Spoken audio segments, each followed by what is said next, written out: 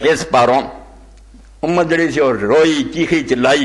اے ملا علی قاری رحمۃ اللہ علیہ فرماؤں دے کہ کئی بیوقوفوں نے سمجھ لیا اب حضرت حسن نے حکومت چڑھتی تو معاویہ خلیفہ بن گیا.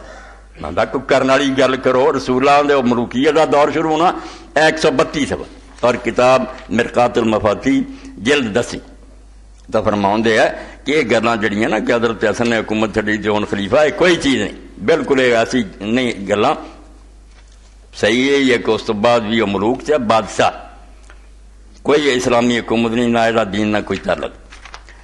تو اتنے فرماؤں دے کہ 124 سوے فرماؤں دے کہ اللہ دے رسول علیہ السلام نے پیش گوئی کی. یہ بھی بخاری شریف سب سے حضرت حذیفہ نے آکھیا اس طرح خون ریزی ہونی صلح ہونی. اس صلح نو اللہ دے پیغمبر نے آکھیا ہدنا تو نہ دخن. حدیث دے لفظ کہ صلح صرف اتوں ہونی ہے وچ ادا ہی اگ بلدی ہونی, ادا ہی آپس عداوتاں دشمنیاں ایک دوسرے دے ویر ہونے ہیں, صرف بظاہر پردہ پی جانا صلح.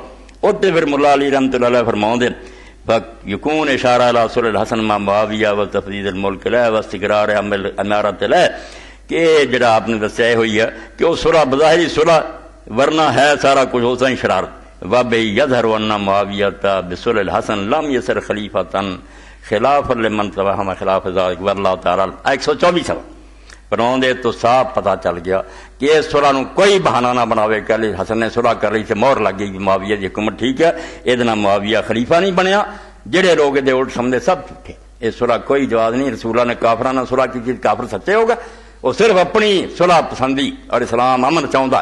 یہ مظاہرہ انہوں کا پتہ ہی ہے کہ کی دھوکھے کر دے کی فریب